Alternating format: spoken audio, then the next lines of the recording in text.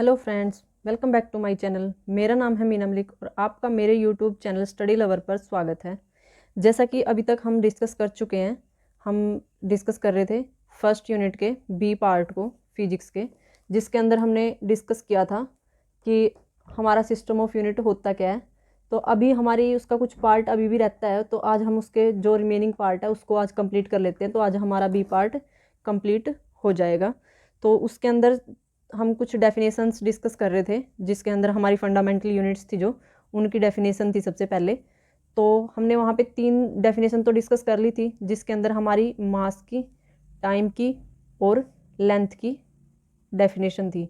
लेकिन हमारी 4 अभी भी रहती हैं, जिसके अंदर हमारे पास सबसे पहले आता है एम्पियर, फिर आता है केल्विन, फिर उसके बाद कैंडेला और फिर उसके बाद आता है हमारे पास मोल।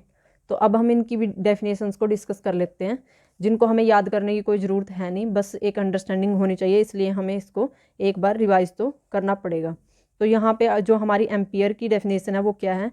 सबसे पहले तो एम्पियर किसकी यूनिट है, हमारी इलेक्ट्रिक करंट की यूनिट है, जिसके अंदर हम करंट को मेजर करते हैं, उसी को हम हमारा एम्पियर बोलते हैं। ठीक है, तो इसको डिफाइन कैसे करेंगे। 1 ampere is the constant current. ये क्या है, वो कॉन्स्टेंट करंट है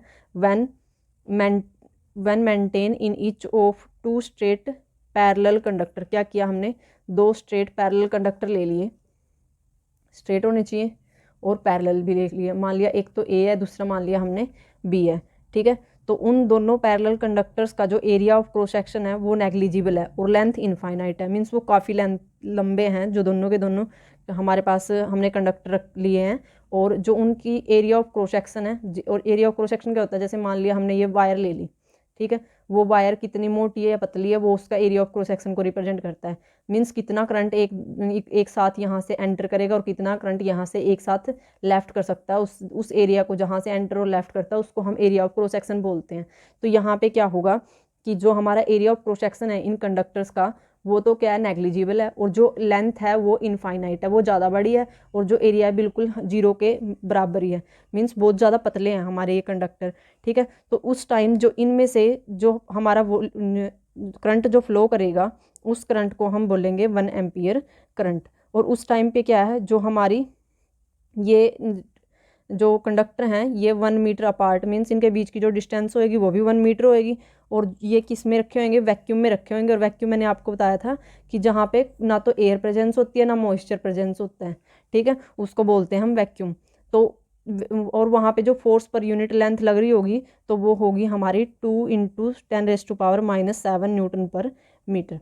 तो हम कैसे डिफाइन कर सकते हैं एम्पियर को फॉर अंडरस्टैंडिंग, कि हमारे पास 2 कंडक्टर मान लिए जिनकी इनफाइनाइट लेंथ है और जो एरिया ऑफ क्रॉस सेक्शन है वो बिल्कुल नेग्लिजिबल है। उनको हमने 1 मीटर में आपस में एक दूसरे से दूर रखा हुआ है और वैक्यूम में रखे हुए हैं दोनों। तो उस टाइम जो उसका उस पर फोर्स, मतलब जो प्रेशर लग रहा है 4 पर यूनिट एरिया या फिर 4 पर यूनिट लेंथ बोला हुआ है इन्होंने, फोर्स बाय लेंथ है हमारे पास।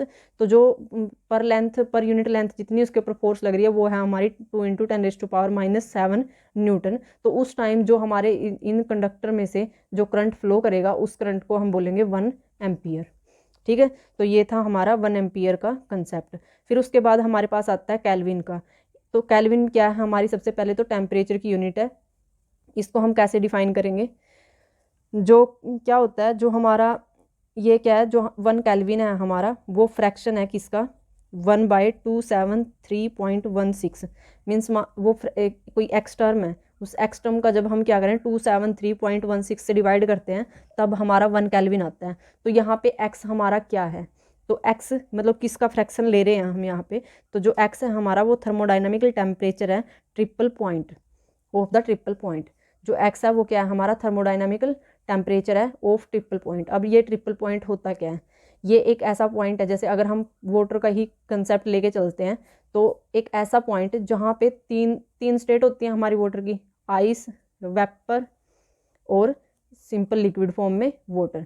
ठीक है, तो एक ऐसा टेम्परेचर, एक ऐसा पॉइंट जहाँ पे क्या है, जो हमारा वाटर है वो आइस के रूप में भी प्रेजेंट होता है और वेपर्स की फॉर्म में भी प्रेजेंट होता है और जो वाटर होता है उसकी फॉर्म में भी प्रेजेंट होता है। तो एक ऐसा पॉइंट जहाँ पे तीनों फॉर्म में जो अपना वाटर है वो एग्जिस्ट कर रहा है उस पॉइंट को हम बोलते हैं ट्रिपल पॉइंट। और उसी ट्रिपल पॉइंट जो वो उसी टेम्परेचर की जब हम रेशो लेते हैं 273.16 से, तो उसको बोलते हैं हम 1 केल्विन।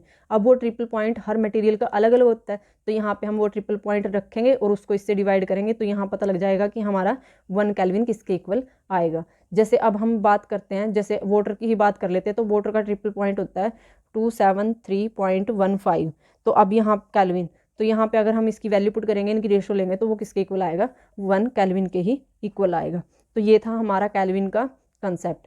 अब हमारा एम्पियर हो गया, केल्विन हो गया। अब हम बात करेंगे कैंडेला की। तो कैंडेला क्या होता है, ये हमने पढ़ा था लास्ट वीडियो में कि ये लुमिनस इंटेंसिटी होती है, लुमिनस इंटेंसिटी होती है। और इसको हम डिफाइन कैसे करेंगे, इसको हम डिफाइन करेंगे एरिया ऑफ क्रॉस सेक्शन के अकॉर्डिंग। जैसे मान लिया हमने एक क्या किया, एक ब्लैक बॉडी ले ली, ठीक है, और उस ब्लैक बॉडी का जो एरिया है वो 60,000 स्क्वायर मीटर है या मीटर स्क्वायर है, ठीक है। तो उस वो जो ब्लैक बॉडी है उसको हमने किसी फ्रीजिंग पॉइंट, मतलब उसका एक टेम्परेचर है, और वो ब्लैक बॉडी क्या है, प्लेटिनम की ब्लैक बॉडी है वो, ठीक है। वैसे भी कोई ब्लैक बॉडी का मतलब ये नहीं है कि उसका कलर ब्लैक है, मीन्स ये है कि उसके अंदर वो हर टाइप की जो रेडिएशंस आती हैं उनको एब्जॉर्ब कर सकती है, और जो हर टाइप की जो रेडिएशंस हैं उनको एमिट भी कर सकती है, इसका मतलब ये है। तो वो प्लेटिनम मान लिया हमने, यहाँ पे ले रखी है ब्लैक बॉडी, जिसका जो एक प्रॉपर मतलब टेम्परेचर पे रखी जाती है, और एक मतलब एग्जैक्ट कोई सफिशिएंट टेम्परेचर होता है जब वो एज ए ब्लैक बॉडी काम करती है। तो उसका जब टेम्परेचर होता है 2042, और जो प्रेशर होता है वो होता है 101,325 न्यूटन पर मीटर स्क्वायर। जब हम प्लेटिनम को इतने टेम्परेचर और इतने प्रेशर पे रखते हैं तब वो एज ए ब्लैक बॉडी काम करती है। और जिस वक्त ये ब्लैक बॉडी काम कर रही होती है तो उसके जो लुमिनस इंटेंसिटी होती है, उसके जो एरिया ऑफ क्रॉस सेक्शन है, मीन्स जितना उसका एरिया है 60,000 मीटर स्क्वायर, उसके फ्रैक्शन में हमें क्या देती है, ल्यूमिनस इंटेंसिटी देती है। मीन्स अगर हम 1 ल्यूमिनस इंटेंसिटी को अगर हम डिफाइन करें, 1 कैंडेला को अगर हम डिफाइन करें, तो वो हमारा फ्रैक्शन होगा 60,000, ठीक है, 60,000 metre square of the black body at freezing point 2042 kelvin and 101,325 newton per metre square, ठीक है। तो ये था हमारा कैंडेला का कंसेप्ट, जो ल्यूमिनस इंटेंसिटी की यूनिट होती है, फंडामेंटल यूनिट। फिर अब जो फोर्थ पॉइंट है वो हमारे पास आता है मोल का। तो अब मोल क्या चीज़ है, तो मोल किसकी यूनिट थी, पहले तो ये सोचिए। तो यूनिट मोल थी हमारी क्वांटिटी ऑफ मैटर की यूनिट। तो क्वांटिटी ऑफ मैटर, जो मैटर में जो भी चीज़ प्रेजेंट होती है उसको हम कैसे मेजर करते हैं, मोल के हिसाब से, अगर मास की फॉर्म में नहीं कि वो कितने हैं, नंबर्स में कितने हैं। जैसे हमने पढ़ा था कि अगर हम मान लो एक कंटेनर ले रहे हैं और उसके अंदर ना हमारे पास छोटे छोटे पीसेस पड़े रखे हुए हैं, अगर उनका सभी जो उसकी क्वांटिटी है मैटर की, अगर उसको वेट की फॉर्म में उसको हम मेज़र करेंगे तब तो वो मास बनेगा, ठीक है। मीन्स अगर उसको हम तोल के देखेंगे तब तो वो मास बनेगा। लेकिन अगर हम उसको नंबरिंग में काउंट करेंगे 1 2 3 4 5 6, तब उसको हम मोल बोलते हैं, ठीक है। तब वो क्वांटिटी ऑफ मैटर किस में मेजर करते हैं, मोल में। तो मोल क्या है, numbering, numbers of particular atom और molecule contained in any body, ठीक है। तो अब यहाँ पे अगर हमें 1 मोल को डिफाइन करना हो तो कैसे डिफाइन करेंगे, यहाँ पे डिफाइन किया हुआ है कार्बन को लेके कि जो हमारा कार्बन होता है उसका जो मास होता है वो 12 होता है, ठीक है। एक प्योर कार्बन ले लिया हमने, उसका मास 12 होता है वैसे, लेकिन हमने उसका क्या किया, अब एक कार्बन का मास कितना होगा टोटल, 0.012 किलोग्राम, ठीक है। हमने इतना कार्बन ले लिया, एक कार्बन का इतना मास होता है, लेकिन हमने इतना कार्बन लिया जिसका मास 0.01 किलोग्राम है। तो उसकी के अंदर जितने एलिमेंट्री पार्टिकल एग्जिस्ट कर रहे होंगे, जैसे मैंने बताया number of molecules, number of atoms, ऐसे ही यहाँ पे जितने नंबर ऑफ एलिमेंट्री पार्टिकल होंगे, एलिमेंट्री मीन्स जिनका आगे डिवीजन नहीं हो सकता, जिनकी कोई स्ट्रक्चर एग्जिस्ट नहीं करती, ठीक है। जो एलिमेंट्री पार्टिकल्स इसके अंदर एग्जिस्ट कर रहे होंगे, उन्हीं नंबर ऑफ जो एलिमेंट्री पार्टिकल्स है वही हमारे इक्वल होंगे किसके, 1 मोल के, ठीक है। तो ये था हमारा एम्पियर, केल्विन, कैंडेला और मोल का कंसेप्ट। तो आई होप कि आपको ये अच्छे से समझ में आया होगा। तो चलिए अब हम बढ़ते हैं नेक्स्ट है हमारे पास, जैसे हमने जो लास्ट वीडियो में हमने ये वाली चीज़ें डिस्कस की थी, हमने जो हमारी एस्ट्रोनॉमिकल यूनिट थी, लाइट ईयर था और जो परसेक था, ये पढ़े थे। इनके बारे में कंपेयर किया था, हमने पढ़ा था कि जब हमारी बिल्कुल सबसे ज़्यादा लार्ज डिस्टेंस होती है, जब हम सन और अर्थ के बीच की डिस्टेंस ट्रैवल कर रहे होते हैं, तब ये वाली यूनिट यूज़ करते हैं। लेकिन अगर बिल्कुल छोटे वाली हो, अब जैसे मीटर, तो हम 1 मीटर तो 100 सेंटीमीटर के इक्वल हो गया, वो तो एक मीडियम रेंज में एग्जिस्ट करेगा। मीटर किलोमीटर तो अगर क्या हो बिल्कुल और भी छोटी हो, जैसे हमारे जो न्यूक्लियस होता है, न्यूक्लियस के बीच की जो डिस्टेंस होती है वो बिल्कुल कम होती है, तो उनको जब मेजर करना होता है तब उस टाइम पे हम क्या यूज़ करेंगे, तो उसके लिए हम कुछ स्पेसिफिक यूनिट्स को यूज़ करते हैं। तो वो कुछ स्पेसिफिक यूनिट्स कौन कौन सी हमारे पास होती हैं जो हम इसके अंदर यूटिलाइज़ करते हैं। तो अब हमने ये तो डिस्कस कर लिया, अब हमारे पास आएगा माइक्रोकोसम मेजरमेंट। माइक्रोकोसम मेजरमेंट, लेकिन उससे पहले हम ये भी डिस्कस कर लेते हैं, जैसे मीटर और सेंटीमीटर ये भी स्मॉल यूनिट ही हैं, काफ़ी लेंथ बड़ी तो है नहीं। तो अगर हमें जैसे मान लो यहाँ से चंडीगढ़ से हमें दिल्ली की डिस्टेंस मेजर करनी है, तो हम किस में करेंगे, या तो किलोमीटर में करेंगे या माइल्स में करेंगे, ठीक है। तो उसके लिए भी क्या होगा, कुछ पर्टिकुलर हमारे पास ये यूनिट्स हैं, तो इन यूनिट्स के बारे में भी हम जान लेते हैं कि हमारे पास और कौन कौन सी यूज़फुल यूनिट है जो आजकल यूज़ की जाती हैं। जैसे कि हमारे पास सबसे पहले सबसे छोटी तो है हमारे पास इंच, जो हम हाइट में भी यूज़ करते हैं। जैसे हमने FPS सिस्टम में पढ़ा था ना कि हमारे पास फुट होता है लेंथ की, तो उसकी छोटा पार्ट होता है हमारे पास इंच, और जो 1 इंच होता है वो इक्वल होता है हमारे 0.0254 मीटर के, ठीक है। उसके बाद हमारे पास आता है फुट, जो हमारा फुट होता है वो किसके इक्वल है, 0.3048 मीटर, ठीक। उसके बाद है हमारे पास 1 यार्ड। यार्ड भी क्या है, हमारी यूनिट है। अब जैसे इनको डिस्कस करने का जो मेन मकसद है, मेन पर्पज है इसके पीछे, वो ये है कि जैसे कहीं पे हमारे पास MCQ क्वेश्चन आ रहे होते हैं, जो हमारे कॉम्पिटिटिव एग्जाम वगैरह होते हैं, तो वहाँ पे ये पूछ लेते हैं कि इनमें से कौन सी यूनिट हमारी डिस्टेंस की है।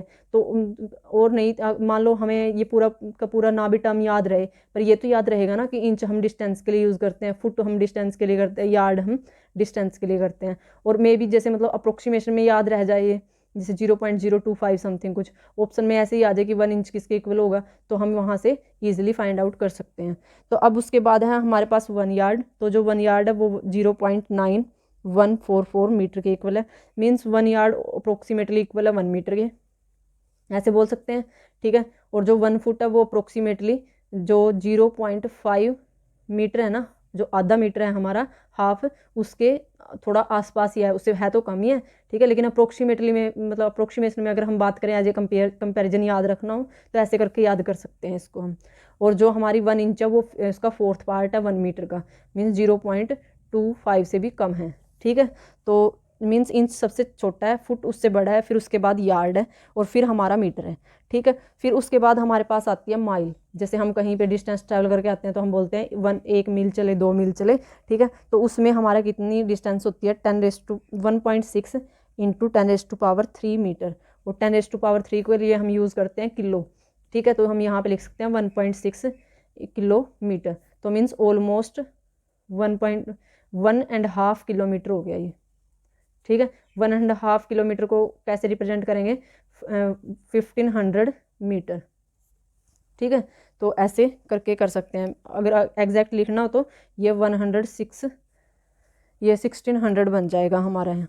फिर उसके बाद हमारे पास आती है नॉटिकल यूनिट। नॉटिकल जो माइल होता है वो भी अप्रोक्सीमेटली इसके इक्वल ही होता है, थोड़ा मामूली सा फ़र्क होता है इसके अंदर। वो कितना आता है, 1 नॉटिकल जो माइल है, नॉटिकल की स्पेलिंग NAUTICLE, 1 नॉटिकल माइल जो इक्वल होगा वो होगा हमारे 1.8 इंटू 10⁻³ मीटर के। तो ऑलमोस्ट सेम ही है, बस यहाँ 1.6 है तो यहाँ 1.8 है, ठीक है। उसके बाद हमारे पास अब हम डिस्कस कर लेते हैं छोटी यूनिट्स को। ये भी हम यूज़ करते हैं, वो तो हम यूज़ करते हैं, जैसे हमारी जो एस्ट्रोनॉमिकल यूनिट थी वो थी एस्ट्रोनॉमिकल यूनिट, और लाइट ईयर पर सेक, वो तो काफ़ी ज़्यादा डिस्टेंस हो तब यूज़ करते हैं। ये जैसे है तो ये भी लेंथ ज़्यादा है, बट एक लिमिट में ज़्यादा, ठीक है, ये हम मीटर की फॉर्म में इनको मेजर कर सकते हैं। फिर उसके बाद हमारे पास आता है और भी छोटी छोटी डिस्टेंसेस जो हमें ज़रूरत पड़ती है। जैसे हमारे पास है 1 माइक्रोन। 1 माइक्रोन कितना होता है, 10⁻⁻⁶ माइक्रोन मीटर। तो यहाँ पे क्या होगा, 10⁻, इसको पहले डिवाइड में लेके जाएंगे तो 10⁻⁶ मीटर। फिर यहाँ पे हम क्या करेंगे, 6 जीरो लगा के देखें तो कितना आएगा। जब इसके बाद हम पॉइंट लगाते हैं तो हमारे पास होएगा 0.0000001। ठीक है, तो ये देखो आप 1 मीटर का कितना छोटा पार्ट है ये 1 माइक्रोमीटर। ठीक है, उसके बाद हमारे पास आता है एंगस्ट्रॉम। अब मैंने आपको बताया था कि एंगस्ट्रॉम मेनली हम वेवलेंथ के लिए यूज़ करते हैं, वेवलेंथ को मेजर करते हैं हम एंगस्ट्रॉम में। ये हमने कहाँ डिस्कस किया था, जब हमने लास्ट में डेफिनेशंस डिस्कस की थी किसकी, जब हमने डिस्टेंस की मतलब मीटर को डिफाइन किया था, तब उस टाइम हमने ये डिस्कस किया था कि जब हमने क्या डेफिनेशन पढ़ी थी, metre is exactly equal to the 1650 wavelength in vacuum of the radiation from krypton isotope of mass 86। तो उस टाइम हमने ये डिस्कस किया था। ठीक है, तो वेवलेंथ क्या थी, जब वो रेडिएशंस निकलती होती हैं तो वो रेडिएशंस कुछ वेवलेंथ और फ्रीक्वेंसी की होती हैं। ठीक है, तो उसी वेवलेंथ की हम बात कर रहे हैं, तो उस टाइम हम यूज़ करते हैं एंगस्ट्रॉम, जो हमारी यूनिट होती है। ये भी बहुत छोटी यूनिट होती है, 10⁻⁻, मीटर में लिखे तो -10 होएगा, और अगर हम सेंटीमीटर में लिखते हैं तो 10⁻⁻8 सेंटीमीटर के इक्वल होगा। ठीक है, उसके बाद हमारे पास जो थर्ड टर्म आई है वो है हमारी नैनोमीटर, और फिर है हमारी फर्मी। तो जो थर्ड टर्म है नैनोमीटर, नैनो मीन्स 10⁻⁹ मीटर। तो अगर इसको इस फॉर्म में लिखेंगे तो यहाँ पे जैसे यहाँ 50 थी, फिर 1 था, फिर पॉइंट लगा था, यहाँ पे क्या होगा, पहले पॉइंट लग के और फिर उसके बाद 8 यहाँ पे 0 लग जाएगी और फिर 1 आएगा। ठीक है, तो ये भी और भी छोटी है, इससे भी छोटी है, माइक्रोन से भी। फिर उसके बाद 1 फर्मी है, 1 फर्मी में हमारे पास यहाँ पे 10⁻⁻15 हो जाता है, और ये हमारा न्यूक्लियस का साइज़ होता है। जैसे हम एक एटम की बात करते हैं, जैसे सोडियम ही ले लिया हमने, जो सोडियम का बीच में अंदर न्यूक्लियस होते हैं, जैसे उसके आउटर मोस्ट सेल में तो इलेक्ट्रॉन फ्लो करते रहते हैं, ठीक है, फ्रीली मूव करते रहते हैं, लेकिन जो अंदर होता है, जो इसको हम न्यूक्लियस बोलते हैं, उस न्यूक्लियस का जो मास, जो उसका एरिया होता है, जो उसकी डिस्टेंस होती है उसके अंदर, वो 10⁻⁻15 मीटर इस साइज़ की होती है वो। ठीक है, तो अब अगर हम बात करें रेडियस ऑफ प्रोटॉन और रेडियस ऑफ हाइड्रोजन एटम की, तो वो किसके इक्वल होते हैं। अगर इनमें हम ज़्यादातर जो ये वाली जो यूनिट्स हैं वो न्यूक्लियर के केस में यूज़ करते हैं, जब हम एटम की स्टडी कर रहे होते हैं तब हम उसको यूज़ करते हैं। तो अगर ऐसा हम इसमें यूज़ करेंगे तो यहाँ पे क्या होगा, जो न्यूक्लियर के हम एक दो कंपेयर करके देख लेते हैं कि कहाँ पे ये यूज़ हो रही हैं। तो हमने जैसे पहले हाइड्रोजन की, अगर हम रेडियस की बात करते हैं तो हाइड्रोजन की रेडियस कितनी होती है हमारी, वो होती है 0.5 एंगस्ट्रॉम की, 0.5 एंगस्ट्रॉम हाइड्रोजन की बात कर रहे हैं हम पहले। तो hydrogen 1 hydrogen is equal to 0.5 angstrom. अब एंगस्ट्रॉम वेवलेंथ के लिए भी यूज़ था और यहाँ पे रेडियस के लिए भी यूज़ कर लिया हमने। उसके बाद हमारे पास है जो सेकंड है वो है रेडियस ऑफ प्रोटॉन। जो हमारा प्रोटॉन है, जैसे ये हमारा प्रोटॉन है, तो उसकी जो रेडियस होती है वो कितनी होती है हमारी 1.2 फर्मी मीटर। अब फर्मी का तो हमें पता ही 10⁻⁻15, तो इसको कैसे लिखेंगे 1.2 इंटू 10⁻⁻15 मीटर। ठीक है, तो ये है इन जो ये छोटी छोटी जो यूनिट्स हैं इनका यूज़ ये है कि हम इसको न्यूक्लियर में यूज़ करते हैं। ऐसे ही इनके लिए जो एरिया होता है वो भी स्मॉल होता है, तो एरिया के लिए हम यूज़ करते हैं, जैसे सबसे ज़्यादा जो यूनिट यूज़ की जाती है 1 बार्न यूज़ की जाती है, बार्न BARN बार्न। ठीक है, वो इक्वल होता है 10⁻⁻28 मीटर के।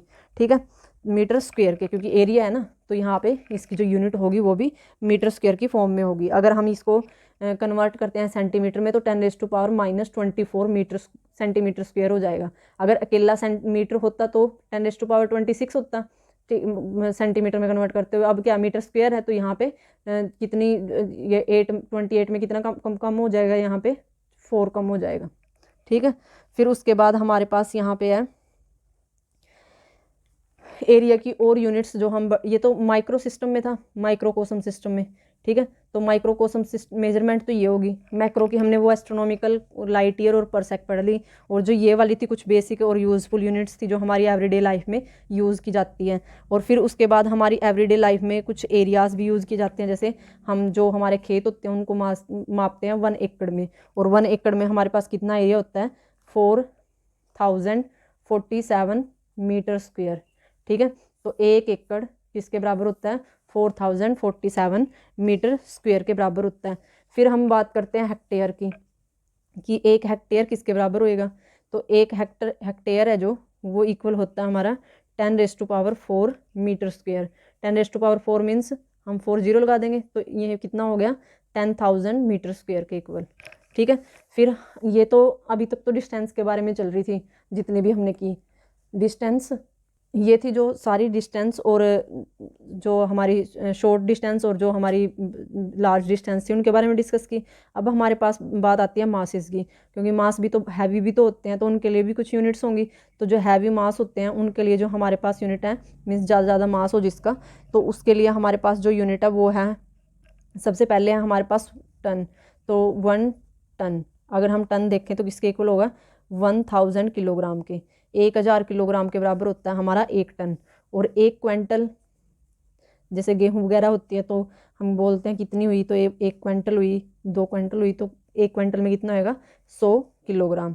अगर जो इसकी छोटी यूनिट्स हैं वो हैं हमारी 1 स्लग। 1 स्लग होता है 15 किलोग्राम ऑलमोस्ट, मीन्स एग्जैक्ट तो होते हैं 14.57 किलोग्राम, बट हम अप्रोक्सीमेशन में 15 किलोग्राम बोल सकते हैं इसको। ठीक है। और फिर उसके बाद हमारे पास 1 LB होता है, और 1 LB यहाँ पे होगा हमारा 0.4536 किलोग्राम। सबसे छोटी यूनिट होती है, और यही होती है हमारी पाउंड, जो हमने FPS सिस्टम में पढ़ी थी। ठीक है। आई होप कि आपको यहाँ पे सारे कंसेप्ट क्लियर होते चले जा रहे होंगे। ठीक है। अगर कोई क्वेरी है तो आप कमेंट सेक्शन में बता सकते हैं। तो अब चलिए हम आगे बढ़ते हैं। ये थे हमारे हैवी मासेस के लिए। और अगर हम बिल्कुल लार्जेस्ट प्रैक्टिकल यूनिट देखें हैवी मास के लिए, तो वो है हमारी कौन सी, चंद्रशेखर लिमिट। चंद्रशेखर लिमिट। ठीक है। तो ये चंद्रशेखर लिमिट है, जो इसकी मेजरमेंट क्या है, ये है 1 Chandrasekhar limit is equal to 1.4 times the mass of सन।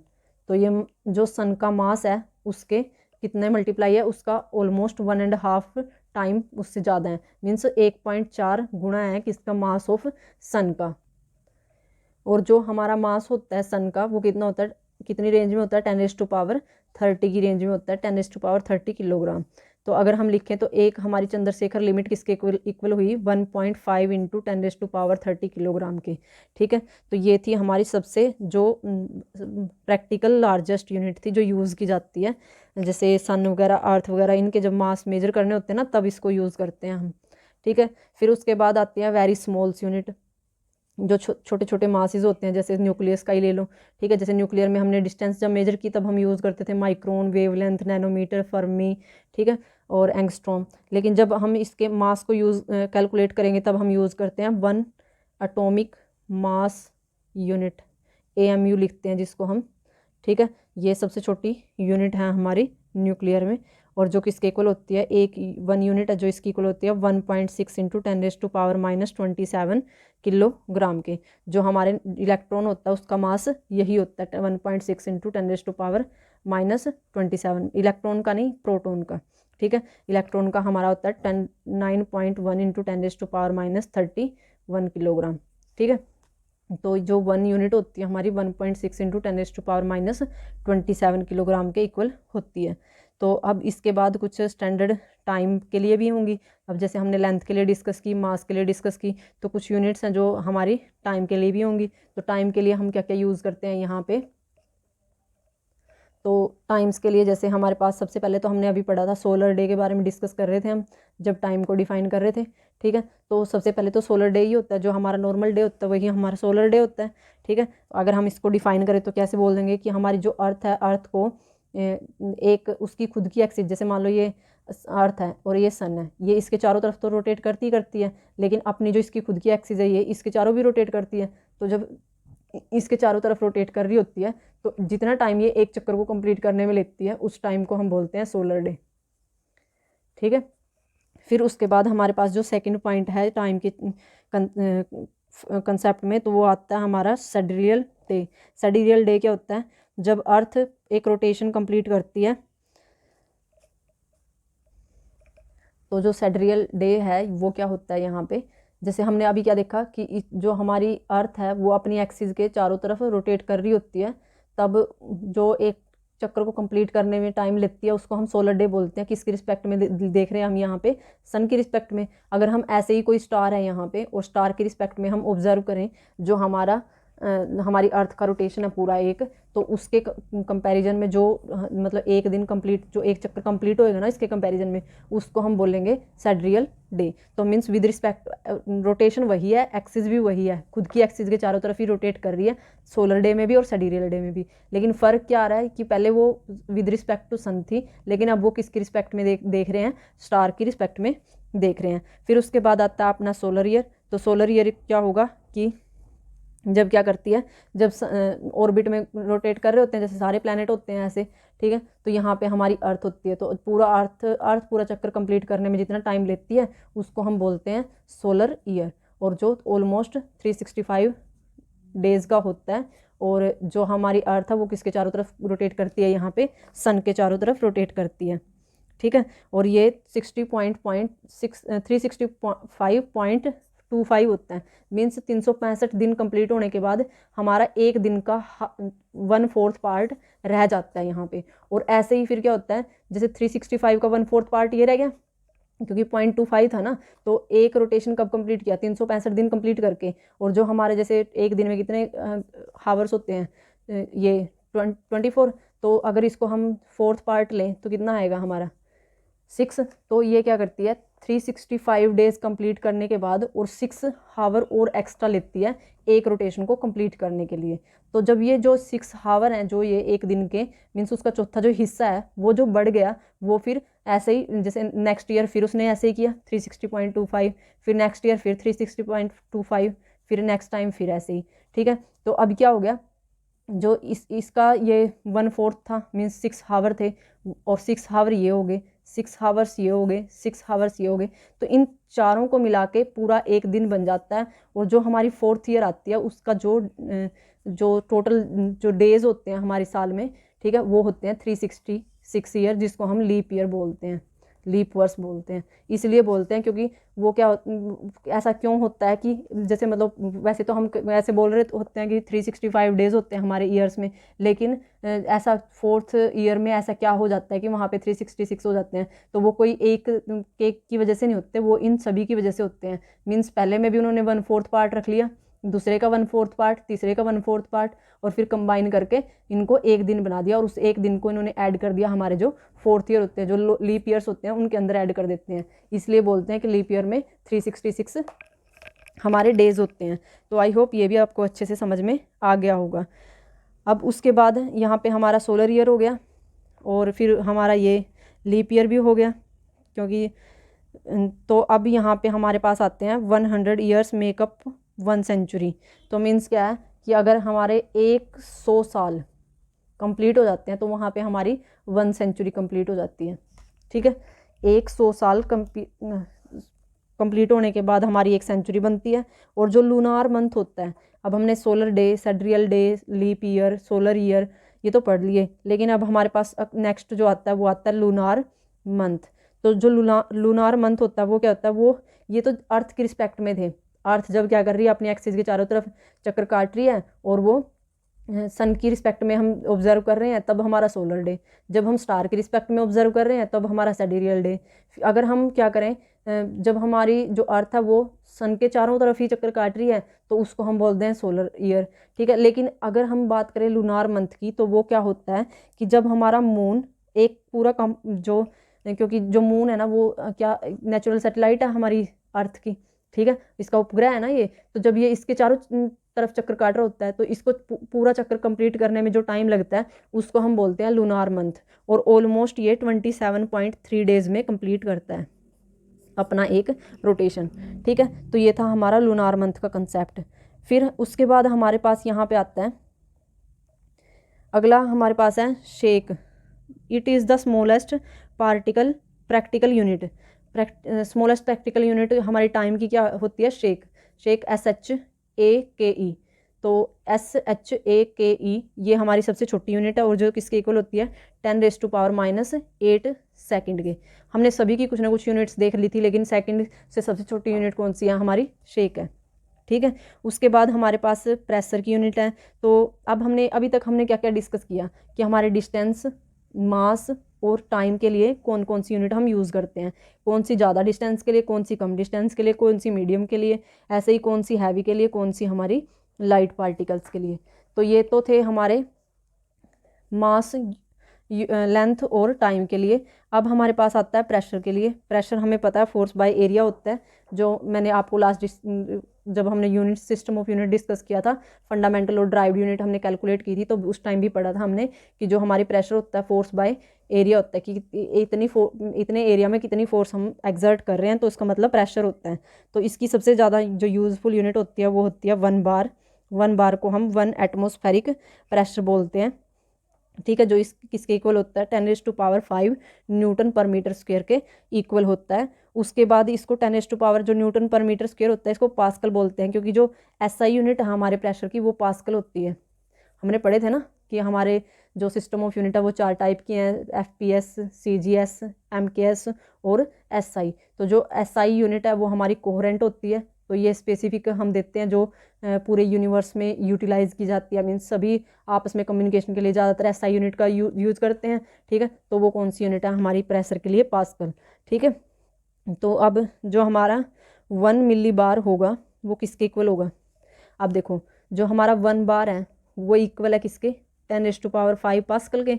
अगर हम यहाँ पे मिली लगा देते हैं, मिली मीन्स 10⁻⁻, डेसी सेंटी मिली, तो 10⁻3 और बार, तो यहाँ पे भी क्या होगा 10⁻³ इंटू 10⁻5 पास्कल हो जाएगा।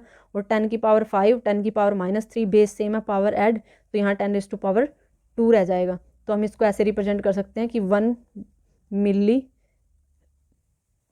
बार इक्वल होगा हमारा 10⁻² पास्कल का, ठीक है। फिर उसके बाद हमारे पास एक और यूनिट है इसके लिए। तो ये तो बार और पास्कल का कंपैरिजन चल रहा था अभी तक। तो एक यूनिट है हमारे पास 1 टोर। ये हम किसके केस में लेते हैं? जब लिक्विड का प्रेशर देख रहे होते हैं तब उस टाइम पे ये यूज़ करते हैं हम। तो 1 टोर जो है हमारी 1 मिलीमीटर ऑफ मर्करी कोलम। अगर हम मर्करी का कोई कोलम लेते हैं, उसके अंदर 1 मिलीमीटर डिस्टेंस में जितना प्रेशर हम ऑब्जर्व कर रहे होते हैं उसको हम 1 टोर बोलते हैं। और जो 1 टोर है जो वो किसके बराबर होता है? 1 बार है जो हमारा, वो इक्वल होता है 760 टोर के, ठीक है। जो हमारा 1 टोर है वो 1 मिलीमीटर ऑफ मर्करी कोलम होता है। एक किसी कंटेनर है, कोलम है, उसके अंदर जो मर्करी प्रेजेंट होती है उसमें 1 मिलीमीटर में जितना प्रेशर एक्सर्ट हो रहा होता है उसको हम बोलते हैं 1 टोर। और 1 टोर हमारा इक्वल 1 बार हमारा इक्वल होता है 760 टोर के। मीन्स टोर हमारी छोटी यूनिट है, बार हमारी बड़ी यूनिट है, ठीक है। तो ये थे हमारी कुछ स्पेसिफिक यूनिट्स जो हमारी डेली लाइफ में यूज़ की जाती हैं। तो आई होप कि आपको ये पसंद आई हो, और मैंने आपकी यूनिट्स में से एक भी पॉइंट ऐसा नहीं छोड़ा जो आपको नहीं समझाया हो। तो सबसे पहले तो मेरी वीडियो को आप लाइक और शेयर कर देना, और मेरे चैनल को भी सब्सक्राइब करना बिल्कुल मत भूलना। तो अब उसके बाद जो है हमारे पास वो है कुछ परफिक्स जो हम यूज़ करते हैं। जैसे अब बार बार यूज़ आ रहे थे, कहीं मिली था, कहीं डेसी था, सेंटी था, तो उनके बारे में भी पढ़ लेते हैं कि होते क्या चीज़ें हैं। तो इनके बारे में डिस्कस कर लेते हैं। तो सबसे पहले हमारे पास होता है, जैसे हमारे पास 10 की पावर नेगेटिव में भी होती हैं और 10 की पावर पॉजिटिव में भी होती हैं। 10⁻⁻2, 10⁻2, 10⁻3, 10⁻3, ये -3, 10⁻4, 10⁻5, 10⁻6, ऐसे होते हैं। ऐसे यहाँ पे, तो यहाँ पे अगर 10⁻⁻1 है तो उसको बोलेंगे डेसी, ठीक है। 10⁻⁻2 है तो उसको बोलेंगे सेंटी। 10⁻⁻3 है तो उसको बोलेंगे मिली। 10⁻⁻6, 4 नहीं होता, 10⁻⁻6 हो तो उसको बोलेंगे माइक्रो। फिर होता है 9, 10⁻⁻9 नैनो। 10⁻⁻12 पीको। फिर होता है हमारे पास 10⁻⁻15 जिसको हमने यूज़ किया था फर्मी या फिर फैमटो। फिर हमारे पास उसके बाद आता है 10⁻18 -18 जिसको हम बोलते हैं आटो। फिर 10⁻1 Deka. 10⁻2 hecto. 10⁻3 kilo. 10⁻6 mega. 10⁻9 giga.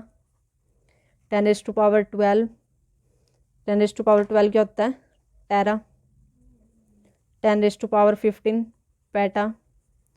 10⁻18 AXA, ठीक है।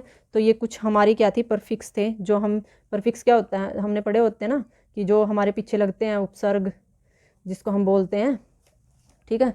सफिक्स परफिक्स पढ़ते हैं हम, एक आगे लगते हैं, एक प्रीफिक्स पहले लगे होते हैं, ठीक है। ऐसे ही हम यूनिट्स के आगे हम इनको लगाते हैं, जैसे 1 मिली बार लगाया था हमने अभी यहाँ पे, जैसे यहाँ लिखा हुआ था हमने 1 मिली बार, तो ये जो बार से यूनिट से पहले लग गए ना, तो इसलिए इनको प्रीफिक्स बोल रहे हैं। और ये क्या करते हैं, जब हम कोई बड़ी वैल्यूज़ होती हैं उनको पॉइंटों में लिखने की बजाय या फिर उनके पीछे 0 0 लगाने की बजाय हम उनको इस फॉर्म में लिख देते हैं, ईजी पड़ता है और लिखने में भी छोटा आता है। जैसे मान लो हम एक तो 10,000 लिख रहे हैं, ठीक है, 10,000 किलोमीटर लिख रहे हैं, और एक हम 10⁴ किलोमीटर लिख दें, तो उसमें फ़र्क है ना, ठीक है। और ये 10⁴ भी हमारा कुछ है यहाँ पे, 10⁴ × 10⁻³ किलो के लिए 10⁻³ यूज़ करते हैं, तो यहाँ से 10⁻7 मीटर हो गया, ठीक है। और अगर हम इसको इस फॉर्म में लेके आना हो हमें, तो इसको अगर हम क्या करते हैं 10⁻6 के पास लग रहा है ना, तो 10 × 10⁻6 मीटर ऐसे कर दिया हमने पहले तो इसको ब्रेक, फिर इस 10⁻6 की जगह गीगा रख दिया और यहाँ 10 गीगा मीटर। तो कितनी फॉर्म्स में हम इसको लिख सकते हैं वो तो आप देख ही रहे होंगे अभी, ठीक है। तो ऐसे ही यूटिलाइज़ करते हैं हम इनको, माइक्रो, मिली, सेंटी, किलोमीटर, जो भी हमारी ये वैल्यूज़ होती हैं। तो आई होप यहाँ तक आपको कोई प्रॉब्लम नहीं होगी। अगर कोई भी आपको यहाँ से प्रॉब्लम है तो आप मुझसे डिस्कस कर सकते हैं। अब जो हमारा बी पार्ट का जो हमारा लास्ट टॉपिक रहता है बिल्कुल छोटा सा, उसके अंदर हमारे पास क्या चीज़ है ये ऐसे ही बता देती हूँ आपको। यहाँ पे हमारे पास क्या चीज़ें दे रखी हैं कि जब हम यूनिट लिखते हैं या कुछ उसके अंदर कुछ ध्यान रखना पड़ता है हमें। जैसे जब हम यूनिट लिख रहे होते हैं, जैसे हम न्यूटन लिख रहे होते हैं, तो उसको ऐसे स्मॉल कैपिटल वर्ड जो अल्फ़ाबेट्स हैं वो हमें यूज़ नहीं करने, हमें क्या करना है सारे स्मॉल अल्फ़ाबेट्स ही यूज़ करने हैं इसके अंदर। न्यूटन लिख दिया, मीटर लिख दिया, ठीक है। फिर उसके बाद हमारे पास है जब हम इनको सिंबल की फॉर्म में, पहला तो यही हो गया, जब हम इनको सिंबल की फॉर्म में रिप्रेजेंट करते हैं तब कैपिटल में N, मीटर के लिए M, और जैसे हम और यूज़ करते हैं जूल, J, ऐसे यूज़ करेंगे। जो हमारी थर्ड पॉइंट जो है यहाँ पे वो हमारा यहाँ पे है, थर्ड जो हमारा पॉइंट है वो यहाँ पे, जैसे जो हमारी SI यूनिट है ना सिर्फ उसके लिए हम कैपिटल वर्ड यूज़ करेंगे। जो SI यूनिट नहीं है ना, जैसे तो MKS सिस्टम की यूनिट है, तो इसके लिए तो हमें स्मॉल यूज़ करना पड़ेगा, ठीक है। ये मैंने गलती से लिख दिया था। तो अब हम जो थर्ड पॉइंट हमारा यहाँ पे है वो ये है कि हम कभी भी इनके पीछे जैसे मतलब प्लूरल की फॉर्म में यूज़ नहीं करेंगे, ये नहीं करेंगे न्यूटन्स, सेंटीमीटर्स, ठीक है। स्क्वायर लिख दे सकते हैं, ऊपर स्क्वायर डालने की बजाय स्क्वायर लिख देंगे, स्क्वायर सेंटीमीटर, लेकिन वो भी आगे आएगा बल्कि, ठीक है। लेकिन हम उनके पीछे एस नहीं लगाएंगे, एस या ES कुछ भी यूज़ नहीं होगा। फिर उसके बाद जो फोर्थ पॉइंट हमारा है, जैसे हम मान लो कोई चीज़ ऐसे यूज़ कर रहे हैं, जूल पर सेकेंड पर मीटर स्क्वायर, ऐसे तो इसको लिख सकते हैं, लेकिन अगर हम ऐसे करके लिखेंगे तो ऐसे ये बिल्कुल गलत होगा, तो हम इसको ऐसे नहीं यूज़ कर सकते। तो हमें क्या करना पड़ेगा, जो जूल पर सेकंड है ये हमारी यूनिट होती है किसकी, हम यूज़ करते हैं इसको जूल एनर्जी पर डिस्टेंस, ये हमारी होती है वाट, ठीक है। तो हम यहाँ पे इसकी जगह वाट यूज़ कर लेते हैं, और पर मीटर स्क्वायर, ठीक है। तो हमें क्या करना है, ज़्यादा कॉम्प्लिकेटेड चीज़ नहीं बनानी, उसको जितना ज़्यादा हो सके रिजोल्व करने की कोशिश करनी है। और हम जब भी यूनिट्स वगैरह लिख रहे होते हैं तो पॉइंट नहीं लगेगा। जैसे हम सेंटीमीटर लिख रहे हैं तो ये नहीं है कि सेंटीमीटर के लिए C के बाद पॉइंट लगाएंगे और मीटर के लिए भी पॉइंट लगाएंगे, नहीं, हमें कोई फुल स्टॉप या कॉमा वगैरह कुछ नहीं लगाना है यहाँ पे, ठीक है। तो ये था बिल्कुल हमारा कंप्लीट यूनिट जो हमने डिस्कस कर ली, किसकी, जो फिजिकल वर्ल्ड एंड मेजरमेंट है उसकी फर्स्ट यूनिट का सेकंड पार्ट आज हमारा कंप्लीट होता है। फिर हम नेक्स्ट वीडियो में हम डिस्कस करेंगे, थर्ड पार्ट से स्टार्ट करेंगे, जिसके अंदर हमें डिस्कस करनी है यहाँ पे measurement of length and mass time, जिसके अंदर हम ऑर्डर, रेंज डिस्कस करेंगे।